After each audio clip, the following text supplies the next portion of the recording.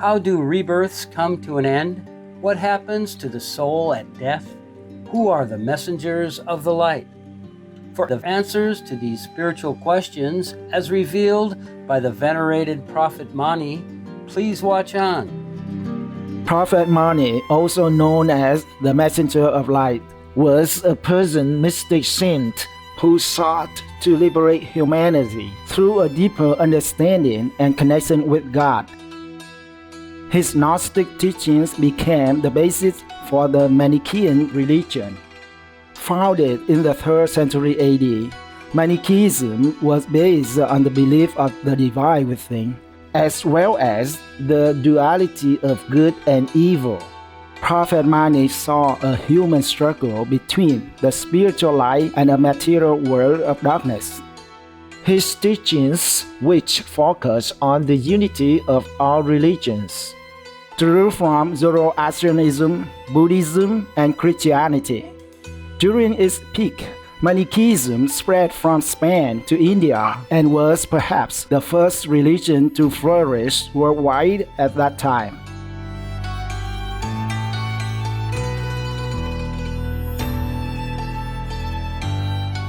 Prophet Mani was revered for his humbleness, compassion, and the spiritual salvation that he said could be attained by reconnecting with one's true self. During a lecture in 2007, Supreme Master Ching Hai confirmed Prophet Mani's place in history as a true messenger of light. It's about Mani, prophet. Mani? Mani, Mani Haya, the prophet in Iran. Yeah. And I discovered that all his disciples were vegetarian. Mm-hmm. And they also were very attentive to animals, like they kept something in when they walked, they walked a lot in their mouths not to eat insects and all this. Uh-huh. They wear the mask? Yeah, they wear a mask. And also Mani was using the teachings of the Buddha when he was in China, mm-hmm. and also the teaching of Jesus when he was more in Europe. So I wanted to know if he was actually really a master and initiating people. He was the great master. Thank you, Master. Yeah, a good master, a real master. Yes, like 5th level. Yeah. Okay, thank you. I'm sure he was very greatly enlightened. Mm-hmm. You can tell by the way he taught. Yeah. Yes, he was very universal for that time. Then it's good, and loving animal people and all that. That's correct. Yeah.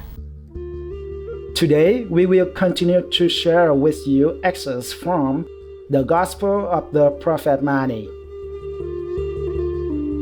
The brief Manichaean Catechism. What is the reward of righteousness? The purifying of the individual soul from all defilement and its victorious entry upon eternal life in the blissful land of light with God and all the angels and happy souls. What happens to the wicked? Those who deliberately prefer evil to good, make the freeing of the soul from matter impossible for themselves. Then they take birth after wretched birth in matter, till they become so grossly material that there can be no escape, and that is hell.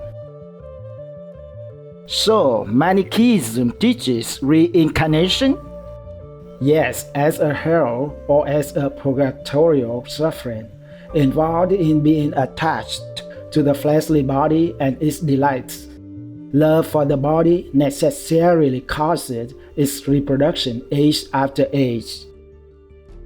How do rebirths come to an end? When the soul turns from bodily desires to a full yearning after the spirit, from worldly pleasures to devotion for God, His messengers, and His church, it can no longer be born on a material plane, nor can it even wish to be. What is death?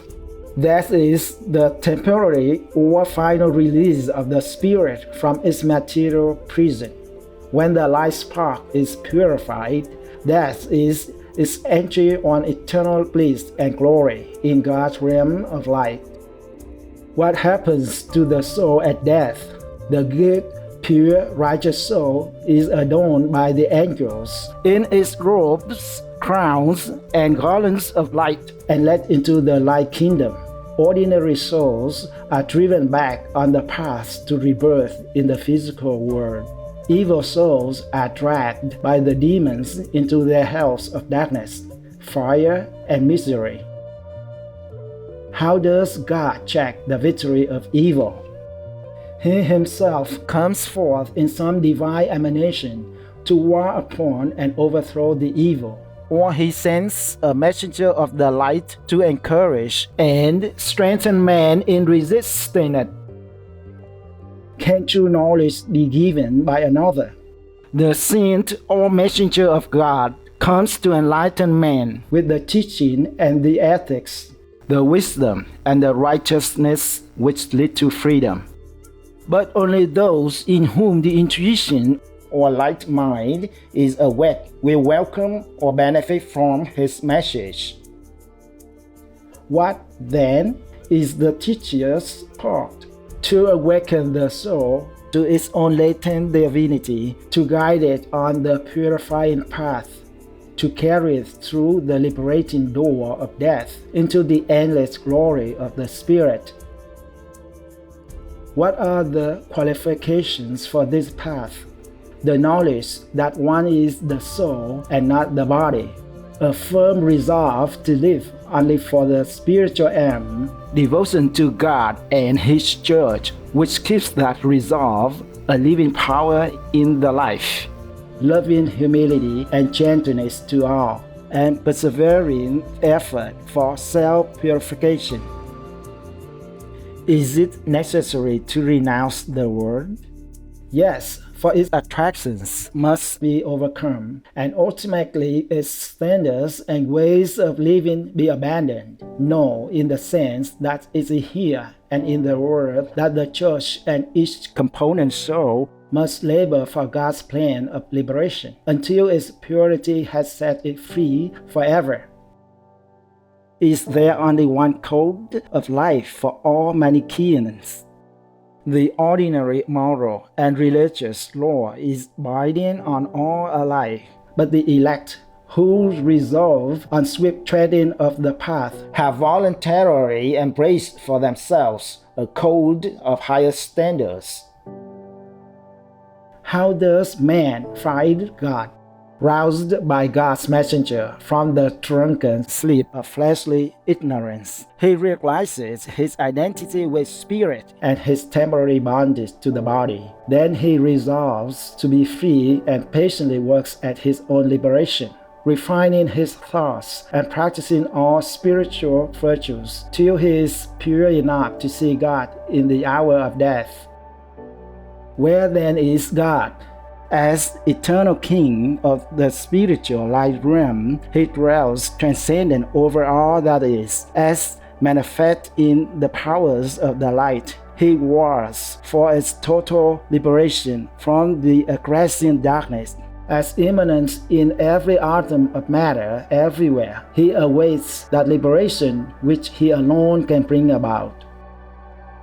Has he any real temple? He is immanent in everything and manifested there to the seeing eye.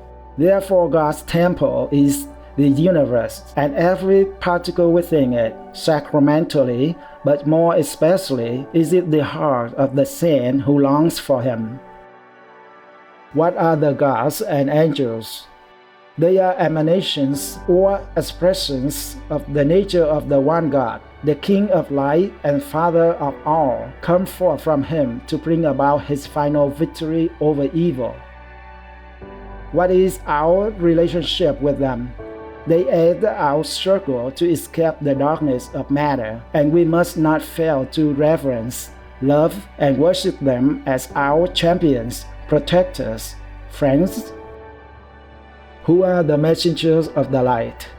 Saints and prophets sent by God from age to age to teach men the truths of life and how they can attain to Him in whom alone all happiness is found. What is the Church? It is the organized assembly of the faithful souls called by God and His messenger to choose the light and to labor for its freedom. everywhere from the darkness. It is a wonderful unity in Him, based on love and wisdom fully shared. What happens when soul is wholly freed? The physical world created for its freeing seed to exist. The light becomes supreme, while the darkness and all evil, together with those who choose to merge therein, are forever subdued or sunk into oblivion. What is the final goal of all life? The freeing of the soul from all defilement, so that it shines with God's pure glory and can live eternally in the bliss of His realized presence and a sort of mystical unity with Him. Is this a dualist religion? Most certainly it is, in the fullest possible sense, for good and evil, spirit and matter, light and darkness, are eternally independent and opposite forces, between which every individual soul must choose. Sum up this religion in a few words. It is the teaching of God's prophets which awakens the soul to a knowledge of its spiritual nature, so that it strives under its guidance to purify and free itself from the defilements of material darkness and ignorance.